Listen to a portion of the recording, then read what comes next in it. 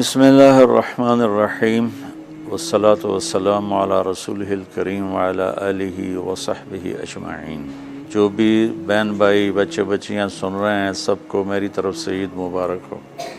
عید کی خوشی ہم کیوں مناتے ہیں، پہلے میں یہ تھوڑا سا واضح کر دوں کہ رمضان کا مہینہ اللہ نے پورا ایک ہمارے لیے خوشی کا مہینہ بنایا ہے، جس میں اللہ کی جنت کے دروازے کھول دیے جاتے ہیں، جہنم کے بند کر دیے جاتے ہیں، شیطان قید کر دیے جاتے ہیں، جنت کو روزانہ سجایا جاتا ہے، اللہ کا عرش پہلے آسمان پہ آ جاتا ہے، اللہ کی طرف سے اعلان ہو رہا ہوتا ہے، کوئی بخشش چاہنے والا، کوئی حاجت مانگنے والا، فرض 70 فرضوں کے برابر ہو جاتا ہے اور نفل فرض کے برابر ہو جاتا ہے، اور نفل اور فرض کا فرق اتنا بڑا ہے کہ قیامت تک 2 رکعت نفل پڑھتا رہے تو فرض رکعت کے ایک سجدے کے برابر نہیں، اور اس میں جو مر جاتے ہیں اہل ایمان ان کا حساب نہیں ہوتا،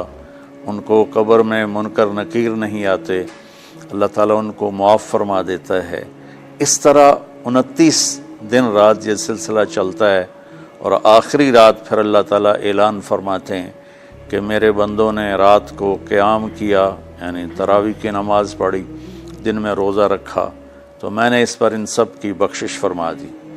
تو اس خوشی میں پھر ہم سب مل کر اللہ کی بارگاہ میں شکرانے کے مل کر 2 نفل ادا کرتے ہیں اور اللہ کا شکر ادا کرتے ہیں کہ یا اللہ تیرا شکر ہے تو نے ہمارے گناہوں کو معاف فرمایا، جہنم کو ہم پہ حرام کیا، جنت کو ہم پہ واجب کیا۔ اصل تو عید کی خوشی کی یہ وجہ ہے۔ آپ عید کے لیے غسل فرماتے تھے اور اپنے کپڑوں میں سے اچھے کپڑے منتخب فرماتے تھے، اور فجر کی نماز کے بعد آپ اشراق نہیں پڑھتے تھے اس دن، باقی آپ کی ساری زندگی کا معمول تھا کہ فجر کے بعد آپ اشراق پڑھتے تھے، لیکن اس دن آپ اشراق نہیں پڑھتے تھے، غسل فرما کے پھر کچھ کھا کے، کوئی میٹھی چیز، کھجور ہی عام طور پر ہوتی تھی، کھجور کھا کے پھر آپ عیدگاہ کی طرف تشریف لے جاتے تھے اور پہلے نماز پڑھاتے تھے، پھر خطبہ ہوتا تھا، اور اس کے بعد جس راستے سے آپ جاتے تھے اس راستے کو چھوڑ کر پھر اور راستے سے گھر واپس آتے تھے، پھر وفود سے ملاقات کرتے تھے، سرداروں سے، صحابہ سے ملاقات کرتے تھے، اس میں کچھ کھانوں کا اہتمام بھی ہوتا تھا۔ اس طرح ایک عام روٹین کی عید ہوتی تھی آپ کی، ملاقاتیں کرنا، کھانوں میں جانا اور اچھے کپڑے پہننا، سب کو خوشی سے ملنا، یہ عید الفطر پر آپ کا یہ معمول تھا۔ باقی جو اداسیاں ہیں، ڈپریشنیں ہیں، اس کی وجہ آپس کی محبتوں کا کم ہو جانا ہے، اور دنیا کی ایسی دوڑ جس نے اپنے آپ کو بھی بھلا دیا ہے، اور آپس کی نفرتیں ہیں اور آپس کے بغض، حسد ہیں، ان منفی جذبوں نے ہماری خوشیوں کو دھندلا دیا ہے، ورنہ رمضان کا ہر لمحہ خوشی کے لیے ہے اور عید اس کی پیک ہے، اور پوری زندگی اللہ راضی ہو رہا ہو تو خوشی ہی خوشی ہے۔ ہمیں اپنے ملک سے، اپنی نسل سے آپس کی نفرتیں، حسد، بغض یہ مٹانے ہوں گے، تب جا کر ہمیں حقیقی خوشیاں حاصل ہوں گی۔ میں اس عید کے خوشی کے موقع پر اپنی قوم سے ہاتھ جوڑ کے اپیل کروں گا کہ جھوٹ بولنا چھوڑ دیں، دھوکہ دینا چھوڑ دیں اور ظلم کرنا چھوڑ دیں۔ مذہبی نفرت نے ہمیں تباہ کر دیا، سیاسی نفرت نے ہمیں تباہ کر دیا، صوبائی قومی نفرت نے ہمیں تباہ کر دیا، آپس کی رنجشوں کی نفرت نے ہمیں تباہ کر دیا۔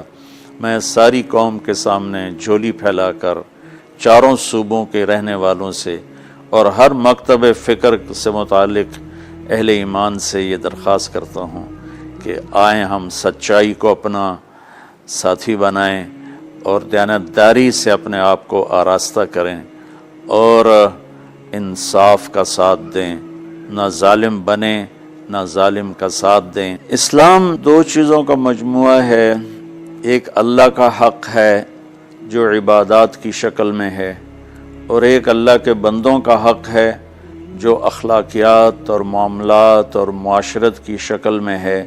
یہ دونوں کمپلسری پیپر ہیں، دونوں لازمی پیپر ہیں، ان دونوں میں پاس ہونا ضروری ہے۔ میری نماز اچھی ہے لیکن میری دکان پہ جھوٹ ہے تو نماز اس جھوٹ کی کمی کو پورا نہیں کر سکے گی۔ میری دکان پہ سچ ہے لیکن میں نماز نہیں پڑھتا تو میرا یہ سچ بولنا میرے نماز کی کمی کو پورا نہیں کر سکتا۔ اللہ کے نبی نے دنیا سے جاتے ہوئے 2 لفظوں میں سارا دین بتا دیا تھا۔ جب آپ کے جانے کا وقت قریب تھا تو آپ 2 لفظ دہرا رہے تھے، الصلاۃ وما ملکت ایمانکم، میری امت میرے بعد ایک نماز نہ چھوڑنا، اور ایک امت کے غریب مسکین لوگوں سے، نوکر غلاموں سے اچھا سلوک کرنا۔ یہ 2 الگ الگ ڈیمانڈ ہیں۔ جیسے پانی پینے سے روٹی کی کمی پوری نہیں ہو سکتی اور روٹی کھانے سے پانی کی کمی پوری نہیں ہو سکتی، یہ دونوں الگ چیزیں ہیں۔ اخلاق کو عبادت کی کمی پر نہیں کر سکتی، اور عبادت کی کمی اخلاق کو اور اخلاق کی کمی کو عبادت پورا نہیں کر سکتی۔ ان دونوں چیزوں میں پاس ہونا ضروری ہے، تب جا کر ایک معتدل معاشرہ وجود میں آتا ہے۔ ایک حدیث سنا کے بات ختم کرتے ہیں۔ میرے نبی وضو فرما رہے تھے تو صحابہ آپ کے وضو کا پانی گرنے نہیں دے رہے تھے، نیچے سے لے کر کوئی پی رہا تھا، کوئی منہ پہ مل رہا تھا۔ تو آپ نے فرمایا ما یحملکم علی ھذا، یہ کیا کر رہے ہو؟ وہ کہنے لگے یا رسول اللہ، اللہ اس کے رسول کی محبت میں کر رہے ہیں۔ تو آپ نے فرمایا میں تمہیں بتاتا ہوں اللہ اس کے رسول سے محبت کرنے والا کون ہوتا ہے۔ فلیصدق الحدیث اذا حدث، اللہ رسول سے محبت کرنے والا وہ ہوتا ہے جو ہمیشہ سچ بولتا ہے۔ فلیؤدی الامانۃ اذا تؤمن، جو ہمیشہ امانت داری سے کام لیتا ہے، کبھی دھوکہ فراڈ نہیں کرتا۔ فلیحسن جوار من جاورہ، اور جو ہمیشہ اپنے پڑوسیوں کے ساتھ اچھا سلوک کرتا ہے، پڑوسی اپنے ہوں، غیر ہوں، مسلم ہوں، نان مسلم ہوں، وہ ان کے ساتھ اچھا سلوک کرتا ہے۔ یہ 3 نشانیاں ہیں عشق رسول کی۔ یہ 3 باتیں میری قوم اپنا لے تو یہ اندھیرے اجالوں میں انشاءاللہ تبدیل ہو جائیں گی۔ دنیا کے لیے قانون ہے اللہ تعالیٰ کا کہ جس قوم میں انصاف، دیانتداری اور سچائی ہوگی انہیں اللہ عروج دے گا، وہ مسلم ہو یا نان مسلم ہو۔ اور جن ملکوں میں، قوموں میں بددیانتی ہوگی، ظلم ہوگا، جھوٹ ہوگا، وہ زوال کا شکار ہوں گی۔ ساری ویسٹرن دنیا تو لیڈ نہیں کر رہی، ہمارے جیسے ملک بھی ہیں جہاں یہ ساری چیزیں ہیں تو وہ ہماری طرح ہی ذلیل ہیں اور ہماری طرح ہی وہ خوار ہیں۔ چند ایک ملک ہیں جنہوں نے ان چیزوں کی رعایت کی ہے تو وہ اس وقت لیڈنگ رول میں ہیں، لیڈنگ ماڈل میں ہیں۔ تو دنیا کے لحاظ سے تو یہ قانون ہے کہ سچائی، دیانتداری اور انصاف قوموں کو اونچا لے جائے گا۔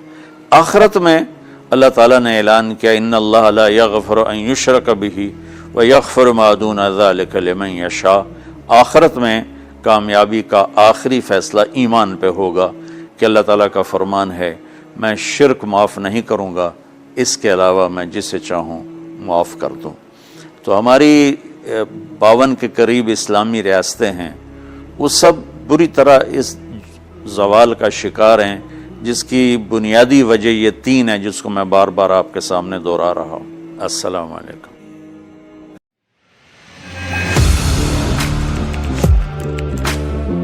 Audio Jungle.